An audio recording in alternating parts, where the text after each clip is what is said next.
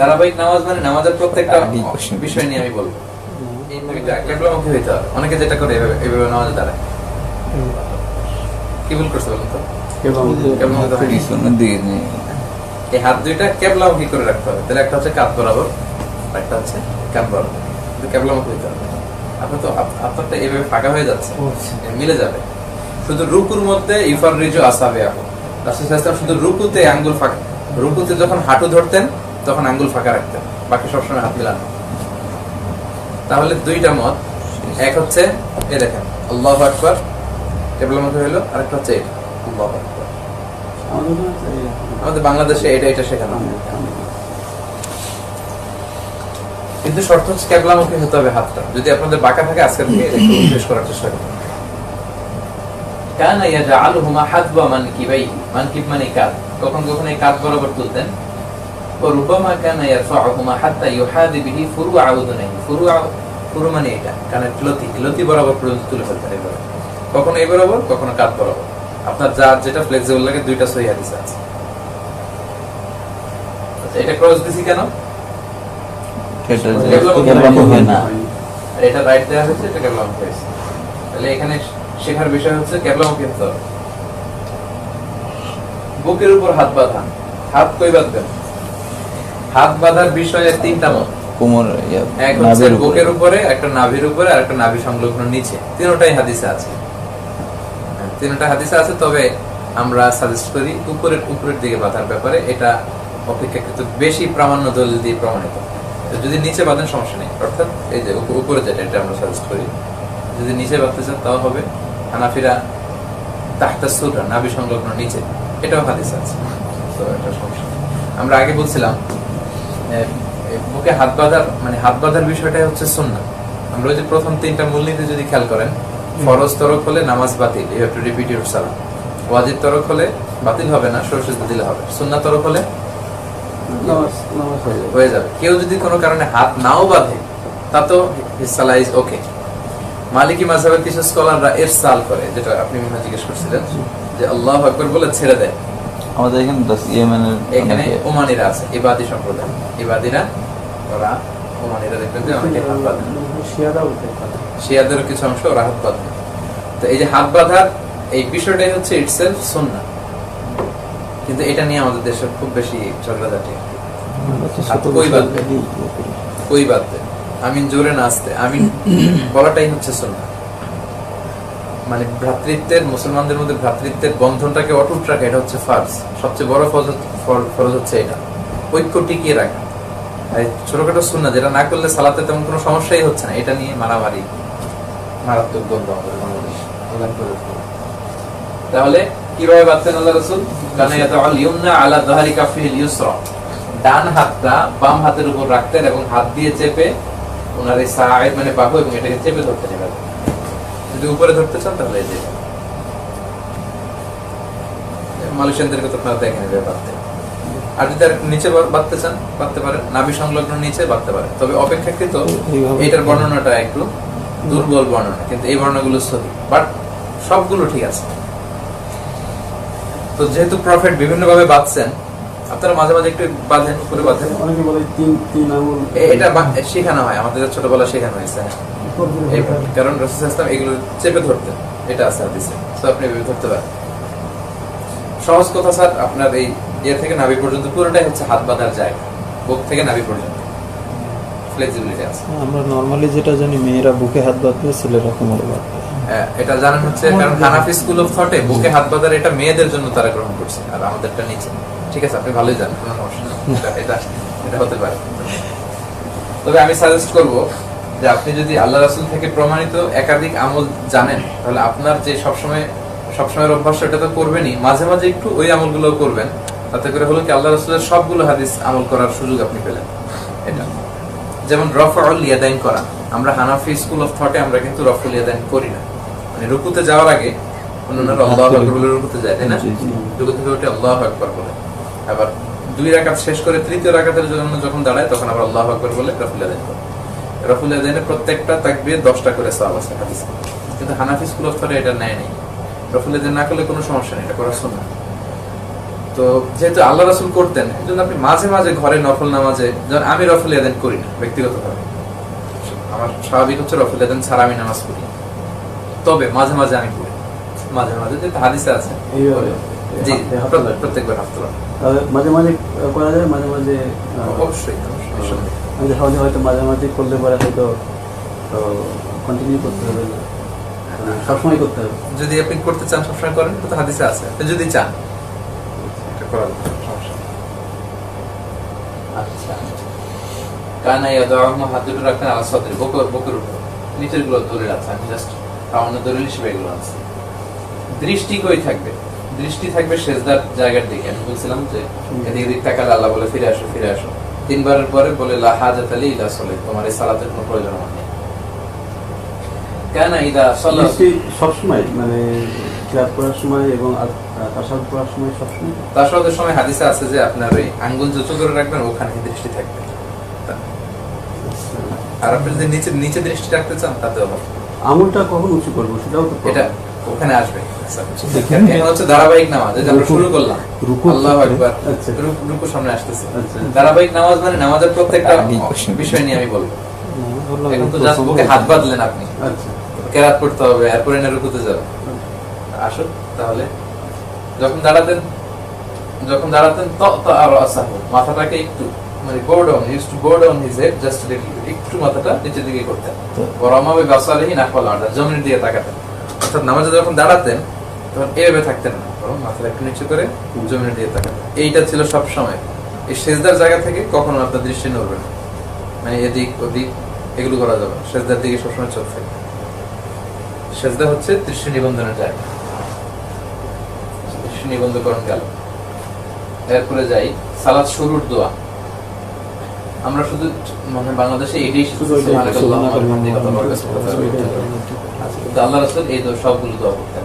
এখানে মানে অনেকগুলো পরে, কারণ দেরি হয়ে যাবে। জি, অনেকগুলো পড়ে দেরি হয়ে যায়। আর এগুলো হচ্ছে স্যার আমরা সাজেস্ট করি নফল এবং সুন্নাত নামাজে পড়ার জন্য বলি। ফরজ নামাজে হয়তো ইমাম সাহেব বেশি সময় নাও দিতে পারে, অনেক সময় দেয় না, আলহামদুলিল্লাহ বলে শুরু করে দেয়। এগুলো আপনি পড়বেন আসলে নফল নামাজে। এটা একবার বলে দিন। অনেক সুন্দর সুন্দর, আল্লাহুম্মা বাঈদ বাইনি ওয়া বাইনা খাতায়ায়া কামা বা'আতা বাইনাল মাশরিক ওয়াল মাগরিব, মানে হে আল্লাহ প্রাচ্য পাশ্চাত্যের মধ্যে তুমি যত দূরত্ব রেখেছো, আমার আর আমার গুনার মাঝে এত দূরত্ব করে দাও, মানে আমার গুনাহকে সরায় দাও অনেক দূরে। আমি প্রাচ্যে, আমার গুনাহ থাকবে পাশ্চাত্যে। তারপরে এটা শেষ হয় না, এটা অনেক বড়, আচ্ছা মানে বরফ দিয়ে সাদা দুধ দিয়ে আমাকে তুমি গোসল করিয়ে আমার পাপ মুক্ত, এরকম সুন্দর সুন্দর কথা আছে, চাইলে আপনারা পড়তে পারেন। এগুলো বলা হয় সানা, সানা মানে প্রশংসা। পুরোটা কোথায় পাওয়া যাবে? এগুলো তো এই যে সালাতের বইতেই পাওয়া যাবে। বইতে অবশ্যই পাওয়া যাবে। এটা অনেকের মুখস্থ আছে, লাল কালি দিয়ে রাখছে এর জন্য। সুবহানাকা, এটা আমরা মুখস্থ পারি। এটা কি? ওটা তো পড়ি, ওটা হ্যাঁ ওইটা হবে। যদি আরো বেশি পড়তে চান আমি এগুলো সাজেস্ট করছি। আমাদের বাংলাদেশে যে সমস্যাটা হয়, এটাকে জায়নামাজে দাঁড়ানোর দোয়া বলে। আপনাদের এলাকায় বলে কিনা? হ্যাঁ, আমরা তো ওইগুলো শিখে গেছি, জায়নামাজের দোয়া শিখে গেছি। আমার তো বই পড়ে শিখেছি তো বইতেই তো লেখা আছে। আল্লাহ রাসূল কখনো জায়নামাজে বা মুসল্লায় দাঁড়িয়ে এই দোয়াটা পড়তেন না। তিনি আল্লাহু আকবার বলে সালাত শুরু করে তারপর পড়তেন ওয়াজহাতু ওয়াজহিয়া লিল্লাযী ফাতারা। তার মানে এটা তাকবীরে তাহরিমের পরে পরে একদম সানা। আমরা সানা মানে হচ্ছে ওয়াজহাতুর আগে আবার ইন্নী যোগ করে পড়তাম, ইন্নী ওয়াজহাত। কোরআনের আয়াত থেকে নেয়া, ইন্নী ওয়াজহাতু, এটা সাইয়েদনা ইব্রাহিম আলাইহিস সালাম পড়ছিলেন। তো সমস্যা নেই, ওয়াজহাতু অথবা ইন্নী যোগ করে পড়েন, কিন্তু এটা পড়বেন তাকবীরে তাহরিমের পরে, মুসল্লায় দাঁড়িয়ে কখনো পড়বেন তাহলে ভুল হয়ে যাবে। আরেকটা দোয়া পড়তেন এই আয়াতটা, ইন্না সালাতি ওয়া নুসুকি আলহামদুলিল্লাহ হামদান কাসীরান তাইয়িবান, এগুলো পড়তেন। কিরাত অনেক মতানৈক্য আছে, আমি সহজে আপনাদেরকে বলি। কেরাতের বিষয় হচ্ছে ইমাম যখন আওয়াজ করে পড়বে আপনি তখন চুপ করে শুনবেন, আর ইমাম যখন চুপ থাকবে আপনি তখন পড়বেন। এই কেরাতের ফাতিহা পড়তে হবে কি ইমামের সাথে হবে না, কি করবে না করবে, সব ইখতিলাফের মূল কথা হচ্ছে এটা। ইমাম পড়লে আপনি শুনবেন, কারণ কেরাত চললে শোনা ফরজ, আর ইমাম চুপ, আপনার পড়া শুরু। এবার আসেন আমি দেখি যে এখানে অনেকে ওই যে ইমাম যখন আপনার সূরা ফাতিহাটা শেষ করে ফেলে, ওই সময় আবার মুক্তাদি যারা আছে তারা আবার আলহামদুলিল্লাহ সূরাটা পড়ে ফেলে। ওটা শাফি স্কুল অফ থটে তারা সাজেস্ট করে এবং এটা তারা করে। মনে করে আমাদের দেশে আমরা যে দেখি লা না, সালাতা আমরা কিছুই লিমান করি না। লাম ইয়াকরা বিফাতিহাতিল কিতাব, যারা সূরা ফাতিহা পড়ে না তাদের সালাত হবে না, তারা ওই মতের কারণে। আচ্ছা, এই সবগুলো হাদিসকে এনে আমি লাস্টে যে কথা বললাম, প্রশ্ন আমরা পরে নিব। সেটা হচ্ছে যেমন ধরেন ফজরের 2 রাকাতে ইমাম আওয়াজ করে পড়ে না, হ্যাঁ, সূরা ফাতিহা এবং অন্য সূরা, আপনার পড়ার সুযোগ নেই, কারণ আপনি তো শুনবেন। কিন্তু ইমাম যখন টাইম দিচ্ছে, টাইম দিলে আপনি পড়তে পারেন, সূরা ফাতিহার পরে যদি সময় দেয় আপনি পড়তে পারেন, কিন্তু সময়টা আবার খুব অল্প দেয়। অল্প দেয়, তখন আবার কিছু ইমামের আপনি হারাই ফেললেন। তাতে অর্ধেকটা পড়ে পরে আবার তো সব করতে জি, হবে। এজন্যই আমি স্যার এটা বলছি যে ইমাম পড়লে আপনার পড়ার দরকার নেই, আপনি শুনবেন, আর ইমাম চুপ থাকলে তাতে যদি অর্ধেক পড়া হয় তাহলে ঠিক আছে, কোনো প্রবলেম নেই, কারণ আমার তো কমপ্লিট হচ্ছে না, ওদিকে তো ইমাম শুরু করে দিয়েছে। এজন্যই আমি বলি যে ইমাম পড়লে আপনার পড়ার দরকার নেই। আচ্ছা, অনেক স্কলাররা এই মতামতটাকে, জমহুররা এটা বলছেন যে এটা সবচেয়ে মধ্যম পন্থা, এবং হাদিসে এটা আছে। আমি দলিল ছাড়া একটাও বলি নাই, এই দলিল এখানে আমি শোনাবো। আর এবার আসেন জোহরের 4 রাকাত সালাতে ইমাম কি পড়ে কিছু শুনেন? তাকবীর ছাড়া শোনা যায়, তখন আপনি পড়বেন, মানে আপনি পড়তে পারেন, চাই পড়াই উচিত, কারণ আপনি কিছু না পড়লে আপনার কনসেন্ট্রেশন থাকবে না, তখনই অন্যদিকে মন চলে যাবে। কিছু একটা দায়িত্ব নিয়ে যখন আপনি পড়বেন তখন ইউ আর উইথ সালাহ, আপনি নামাজের সাথে আছেন। তাহলে ওই সূরা ইভেন অন্য সূরা অ্যাডও করা যায়। অন্য সূরা অ্যাড করুন, সূরা ফাতিহার পরে এবং অন্য সূরা অ্যাড করুন, as if then আমরা একাই মনে হচ্ছে যেন পড়ছে। ক্লিয়ার? মাসালাটা কি ক্লিয়ার? আচ্ছা, এটার দলিলটা একটু শুনি। সিররি সালাতে মুক্তাদের যে কিরাত করার বৈধ, জাবের রাদিয়াল্লাহু থেকে বর্ণিত, তিনি বলতেন যে কুননা নাকরাউ ফি যুহরি ওয়াল আসরি খালফাল ইমাম, আমরা ইমামের পেছনে রাসূলের জামানায় যোহর আসরের সালাতে পড়তাম, ফির রাকাতাইনিল উলাইন, যোহর আসরের প্রথম 2 রাকাতে পড়তাম বিফাতিহা ওয়া সূরা, সূরা ফাতিহা এবং আরেকটা সূরা, ফিল উখরাইন বিফাতিহাতিল কিতাব, এবং শেষ 2 রাকাতে শুধু সূরা ফাতিহা পড়তাম, যেটা ফরজ, ফরজের শেষ 2 রাকাত সূরা ফাতিহার সাথে অন্য সূরা পড়া। তার মানে যোহর আসরের সালাতে ইমাম যেহেতু চুপ, মুক্তাদিরা আমরা এটা পড়তে পারবো, ওনারা পড়তেন। এই সবগুলো হাদিসের মূল কথা ওইটা, যেটা আমি সহজে আপনাদেরকে বললাম।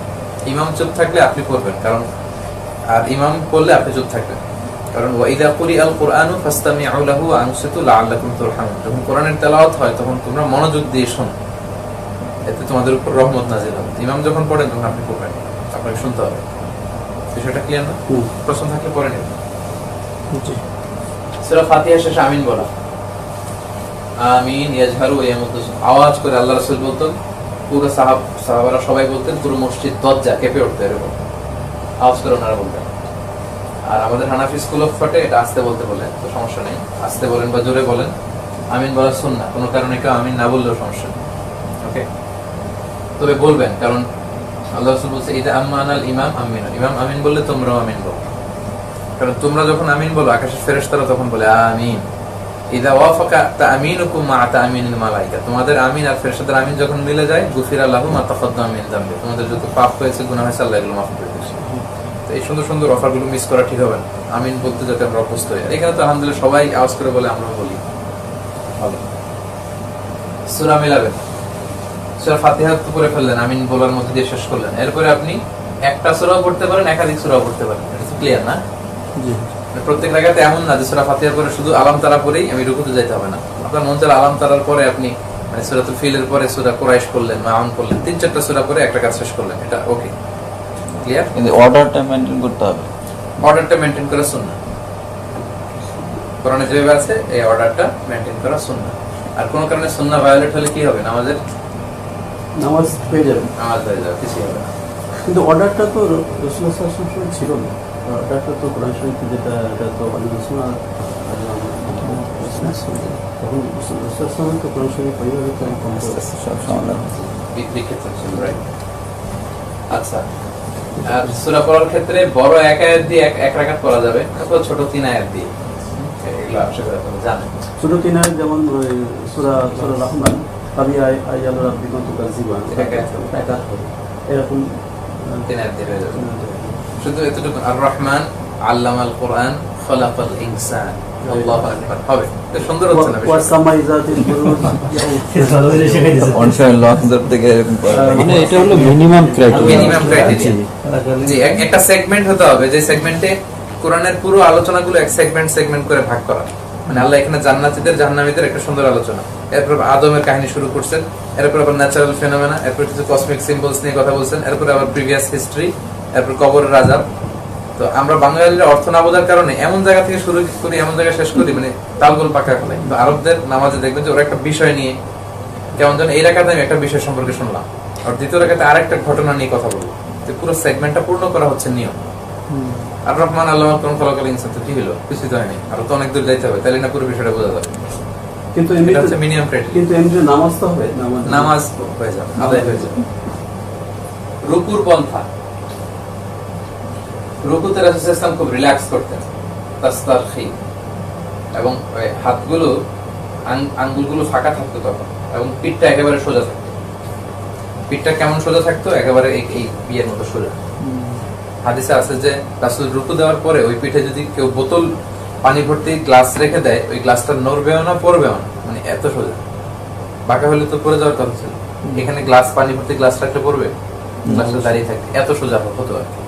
আর এক হাদিসে আছে লাউসাব্বা আলাইহিল মা লাস্তাফাতা, কিছু পানি যদি রাসূলের রুকু দেওয়া পিঠের উপর কেউ ঢেলেও দেয়, সব পানি পড়ে যাবে না, কিছু পানি এখানে স্থির থেকে যাবে, এতটা সোজা হতো। আর আঙ্গুলগুলো একটু ফাঁকা থাকতো, এটা আমরা ওখানে গেলে দেখতে পারবো। আর পিঠটা সোজা থাকতো। আমার পিঠ কি সোজা হয়েছে? জি, ওটা পিঠ সোজা হয়ে যায় যদি। তো অনেকের যে ভুলটা হয়, অনেকে রুকুটা এইভাবে করে ফেলে, আল্লাহ আমার হাত এটা হয়নি, সে বাঁকা হয়ে আছে, আমার হাত বাঁকা করে আরো বেশি রাইট। খুঁজে পাই। আবার অনেকে যেটা করে, হ্যাঁ, দেখছেন এটা? জি, আমাদের একজন সম্মানিত স্যার আছে, আমি চাইছিলাম স্যার আজকে হয়তো আসবে, তা আসে নাই। আমি কয়েকবার ভাবছিলাম স্যারকে আমি বলবো দিনের সাথে সুন্দরভাবে। স্যার খুব সুন্দর নামাজ পড়ে এবং আমাদের ব্যাপারে খুবই, স্যারে এরকম করে ফেলে আর কি। স্যারের নামটা তো বলি না, জি। সমস্যা হওয়ার কথা না। তো এটা অনেকের মধ্যে সমস্যা আছে, কেউ রুকুতে বেশি নিচে চলে যায়, আবার অনেকে করে। কারো যদি ধরেন আমার রোগ থাকে, স্পাইনাল কর্ডের ব্যথা, ব্যাক পেইন, ওইটা ভিন্ন কথা। কিন্তু এই রুকু সুন্দরভাবে না শেখার কারণে এই ব্যাক পেইন গুলো হয়। আপনি সুন্দর করে রুকু দিতে পারলে দেখবেন যে এই ব্যথাটা থেকে অনেকটাই চলে যাবে। এই যে আমি হাদিসগুলো আসলে আমি আগে বলে ফেলছি, সাওয়াহু হাত্তা লাউ সাব্বা আলাইহিল মালাস, পানি ঢালে পানি থাকবে, কারণ লা ইয়াসুবু রাসাহু ওয়া লা ইয়াকনিউ, মাথা খুব ঝুঁকিও দিতেন না, আবার এরকম উঁচু করে রাখতেন না, বরং বাইনাতে আলী, যে আপনাদেরকে দেখাবো পিঠটা সোজা, এটা কিন্তু খুব জরুরি, পিঠটা সোজা রাখা। এইটাই বললাম যে ওই টাইমে দৃষ্টিটা কোথায় থাকবে, যদি আমি সিজদাতে রাখি নিচের দিকে তাহলে থাকবে, মাথাটা একটু উপরে হবে, নিচের দিকে থাকবে, কিন্তু হাদিসে আবার সিজদার দিকে রাখার কথা আছে। তো এটাই সহজ বললাম। কথা আপনারা আমি বলি, এই যে আমি নামাজে দাঁড়ালাম, আমার দৃষ্টি সর্বোচ্চ যেতে পারবে এই পা থেকে সিজদা পর্যন্ত, এই আসা যাওয়া করলে এতটুকু জেনারেলি হচ্ছে সিজদার জায়গা, নিচে উপরে দিতে পারেন। আর এই যে বসা অবস্থায় নিচের দিকে তাকানোর কথা, আঙ্গুলের দিকে ইশারা রাখার কথা, এগুলো হাদিসে আছে। কিন্তু আপনার মুসল্লার বাইরে এদিক সেদিক যেতে পারবেন, পা থেকে আপনার সিজদার জায়গা পর্যন্ত। যে মেট্রিকুলে হলে ওটা তখন আপনি খারাপ হলে তো দেখানো থাকে, এটা যেভাবে নিয়ে আসেন ওই অ্যাঙ্গেল দিলে ওই পায়ের কাছে যাবে।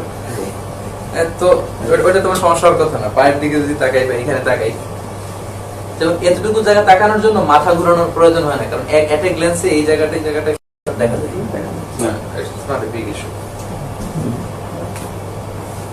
আচ্ছা, এটা বলে ফেলছি। আরেক হাদিসে আছে যে আল্লাহ রাসূল বলেছে সবচেয়ে বড় চোর যে সালাতে চুরি করে। সাহাবারা বলে ইয়া রাসূলুল্লাহ কাইফা ইয়াসরিকু মিন সালাতি, সালাতে আবার কিভাবে চুরি করে? আল্লাহ রাসূল বলেন লা ইতিমু রুকুআহা ওয়া সুজুদাহা, রুকু সিজদাটা পরিপূর্ণভাবে করেন, যেটা আপনাদেরকে বললাম যে পিঠটা সোজা থাকতে হবে, পিঠ সোজা না থাকলে আল্লাহ ওই রুকু সিজদার দিকে তাকায় না। আরেক হাদিসে আছে।